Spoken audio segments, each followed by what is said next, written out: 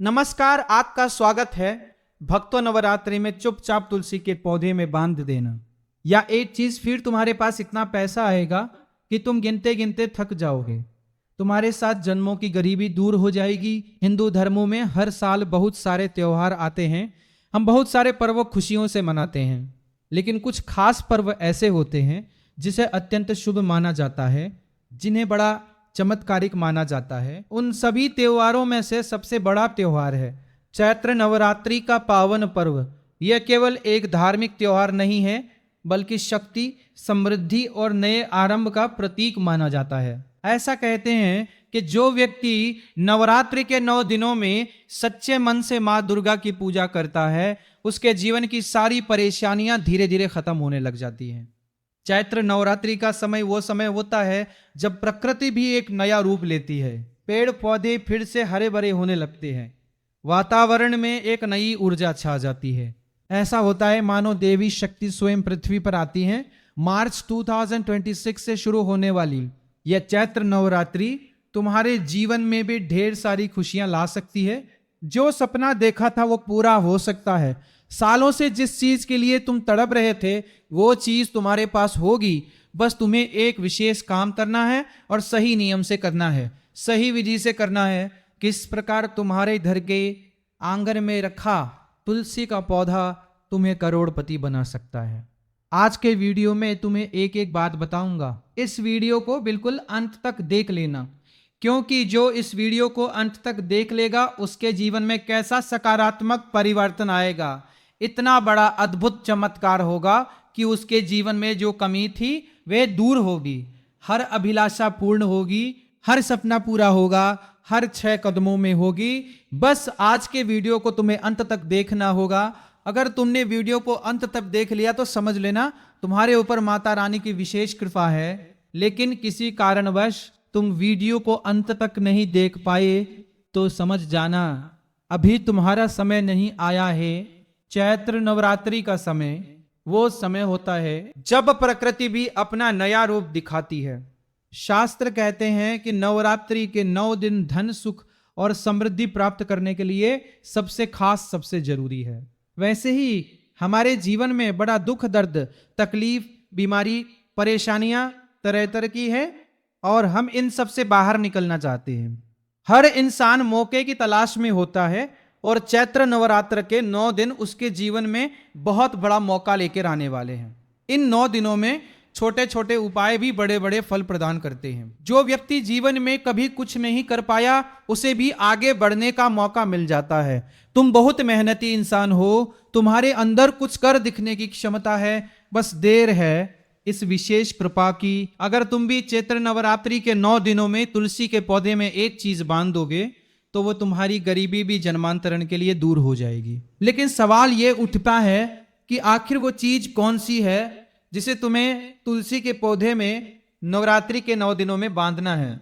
इस बारे में बहुत कम लोग जानते हैं और आज की वीडियो में जो जानकारी मैं तुम्हें देने वाला हूं वो तुम कहीं किसी और को मत बताना, कहीं भी ढिंडोरा मत पीटना। एकदम शांत दिमाग से कान खोलकर मेरी बात को सुन लेना, वरना तुम जिंदगी भर पछताते रहोगे कि मैंने ये गलती क्यों कर दी।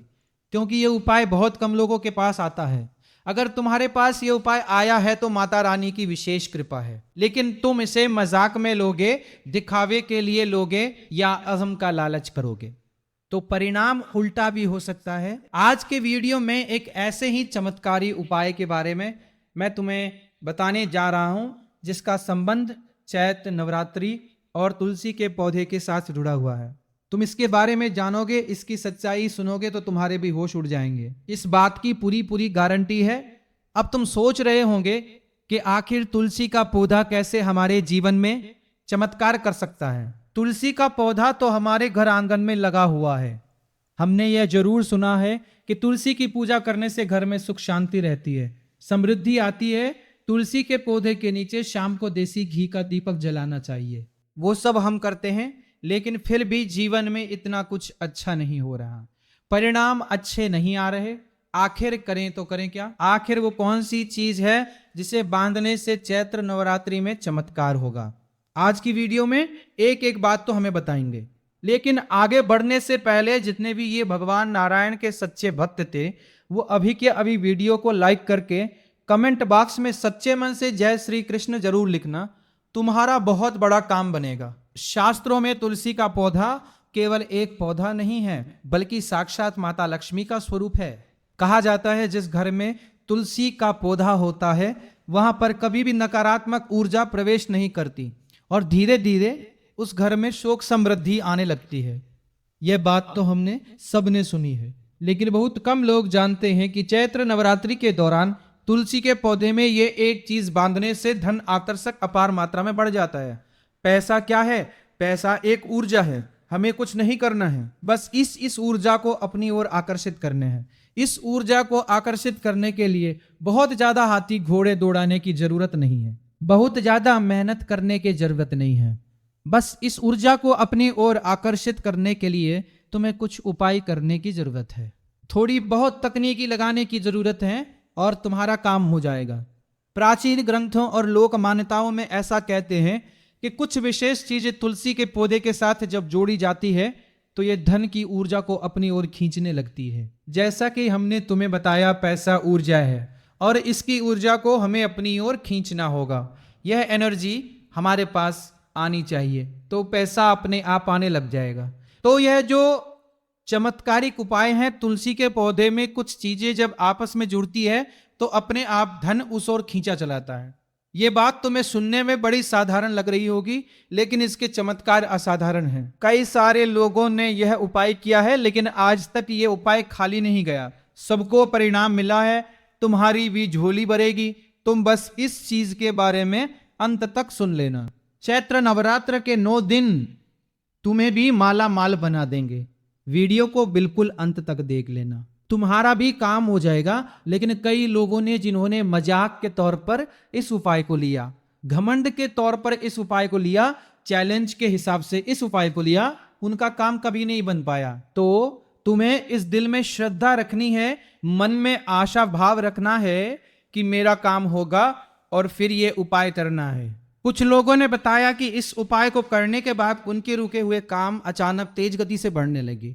कुछ लोगों के घर में अचानक से धन आने के नए रास्ते खुल गए और कुछ ने कहा कि व्यापार में नए नए ऑर्डर मिलने लगे, तेजी आने लगी। आप भी सोच रहे होंगे कि वो इतनी साधारण सी चीज है, तो हो सकता है वह हमारे घर में मौजूद होगी, तो इसके पीछे बहुत बड़ा रहस्य छुपा हुआ है। दरअसल हमारे शास्त्रों में हर वस्तु की अपनी एक ऊर्जा होती है। आपके घर के अन्य सदस्यों की भी ऊर्जा है, यहां तक कि घर में जो चीजें रखी हुई है वो भी ऊर्जा से जुड़ी हुई है। कुछ चीजें तो सकारात्मक ऊर्जा रखती है और कुछ चीजें नकारात्मक ऊर्जा रखती है। तुमने देखा होगा कुछ लोग अच्छे होते हैं जिनसे बात करके दिल खुश हो जाता है, बहुत अच्छा लगता है, वो सकारात्मक ऊर्जा वाले लोग होते हैं। लेकिन कुछ लोग ऐसे होते हैं जिनसे बात कर कर शून्य शून्य दिमाग खराब हो जाता है, वे लोग नकारात्मक ऊर्जा वाले लोग होते हैं। उसी प्रकार से कोई चीज हमारे घर में आती है तो हमारे धन दौलत के द्वार खुल जाते हैं। पैसे ही पैसा आने लगता है तो वो चीज सकारात्मक होती है। लेकिन कुछ चीज घर में आने के बाद काम बिगड़ने लग जाते हैं, तरह तरह की मुसीबतें आने लग जाती है, तो वह चीज नकारात्मक ऊर्जा से जुड़ी होती है।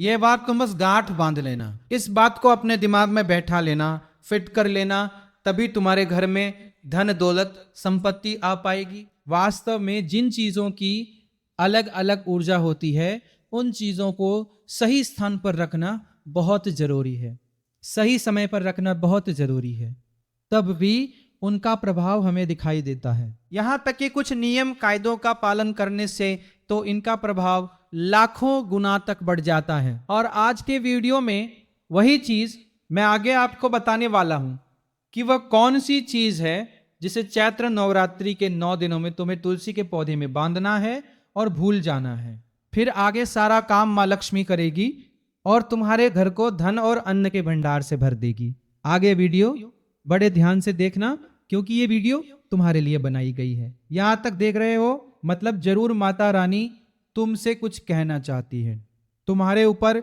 विशेष कृपा बरसाना चाहती है। अगर तुम आधे अधूरे में वीडियो को छोड़कर चले जाओगे तो समझ ले लाल लक्ष्मी द्वार पर तिलक करने आई थी, लेकिन तुमने इनकार कर दिया, फिर तुम बहुत बड़ी मुसीबत में फंस सकते हो।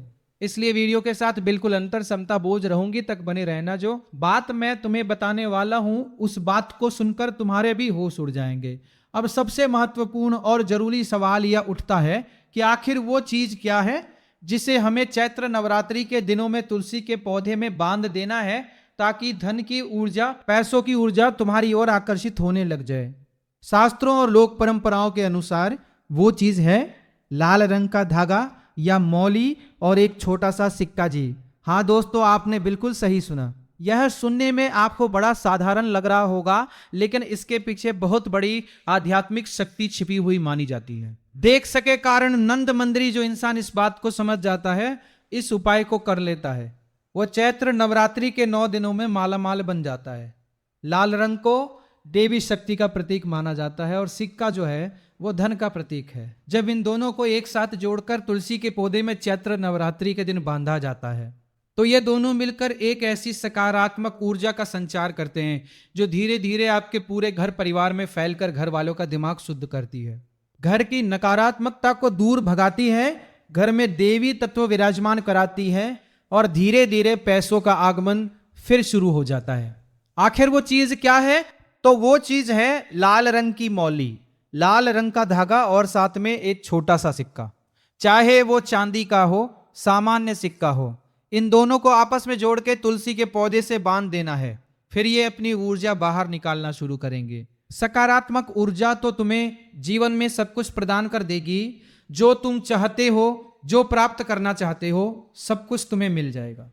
बस इस वीडियो को अंत तक देखते रहना। इस तरह के वीडियो बनाने में बड़ी मेहनत लगती है, बड़ी रिसर्च लगती है, बड़ी जानकारी जुटानी पड़ती है। अगर तुम भी दिल से एक छोटा सा समर्थन कर दो, एक साधारण सा लाइक दे दो, तो समझो यह सिर्फ एक क्लिक नहीं होगा, बल्कि आगे आने वाले और भी गहरे ज्ञान से भरे और जीवन बदल देने वाले प्रयासों के लिए एक सच्ची प्रेरणा बन जाएगा। यही छोटी छोटी सहभागिता किसी भी साधना को आगे बढ़ाने की ताकत देती है, क्योंकि जब सामने से ऊर्जा मिलती है तो मन में और बेहतर करने का संकल्प जागता है। अब ध्यान से सुनो, जब पवित्र चैत्र नवरात्रि का आरंभ होता है तो ये केवल एक पर्व नहीं बल्कि एक अवसर होता है अपने भीतर की ऊर्जा को शुद्ध करने का, अपने भीतर की ऊर्जा को शुद्ध करने का।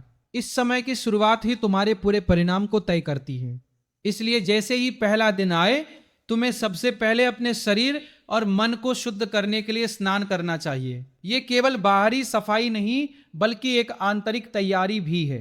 सुबह जल्दी उठना, ठंडे या गुनगुने जल से स्नान करना, फिर साफ और धुले हुए वस्त्र पहनना, यह सब बहुत जरूरी है। कई लोग एक ही कपड़े बार बार पहनते रहते हैं, बिना धोए, बिना शुद्ध किए।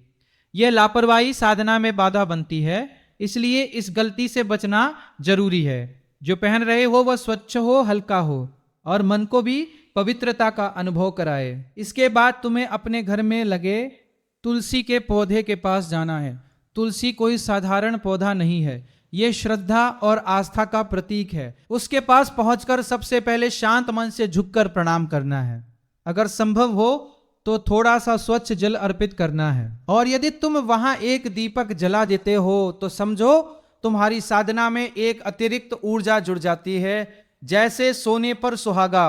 अब एक छोटा सा सिक्का लेना है, ये कोई भी हो सकता है, 1 रुपए का, 2 रुपए का, या जितना तुम्हारे पास हो, पर ध्यान रहे कि वह साफ होना चाहिए, गंदा या जंग लगा हुआ नहीं।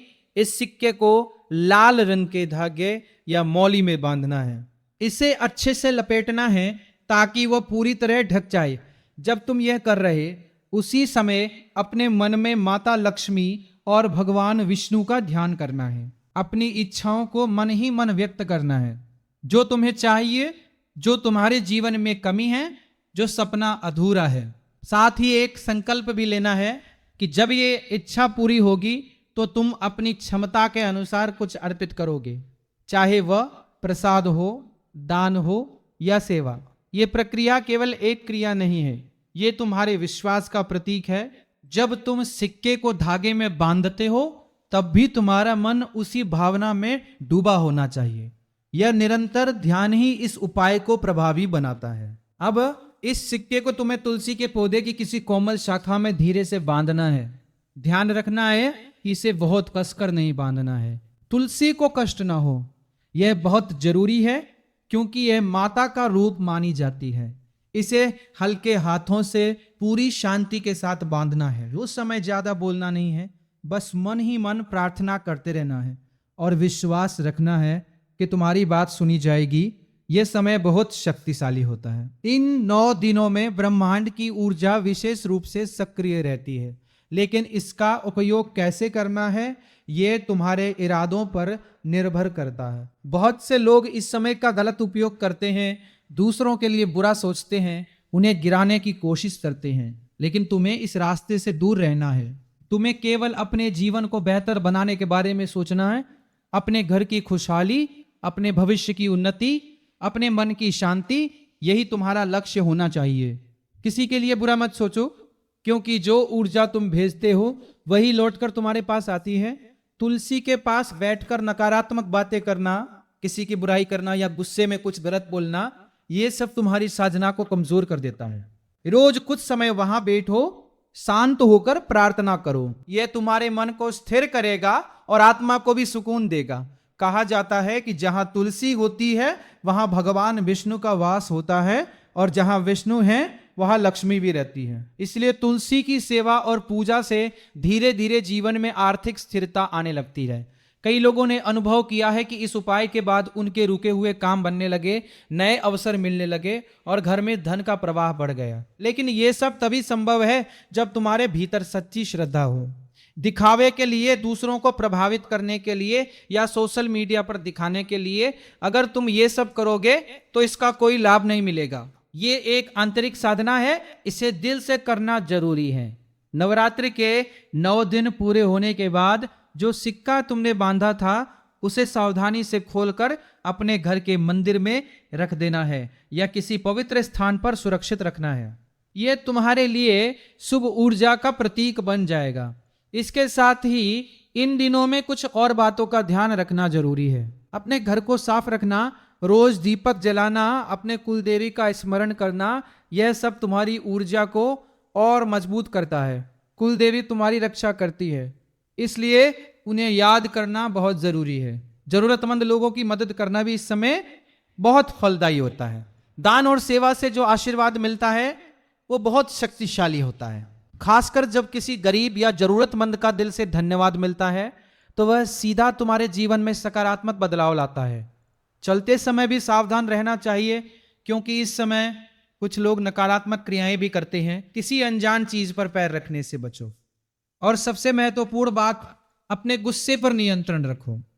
छोटी छोटी बातों पर क्रोधित होना, मन में अशांति लाना, यह सब तुम्हारी साधना को कमजोर करता है। इस समय खुद को शांत रखना ही सबसे बड़ी साधना है। अगर तुम इन सभी बातों का ध्यान रखते हुए यह उपाय करते हो तो धीरे धीरे तुम्हारे जीवन में बदलाव आने लगेगा। तुम्हें महसूस होगा कि परिस्थितियां तुम्हारे पक्ष में बदल रही है, रास्ते खुल रहे हैं और मन में एक अलग ही स्थिरता आ रही है। यही इस पूरे प्रयास का असली उद्देश्य है, बाहरी नहीं बल्कि भीतर से समृद्ध होना।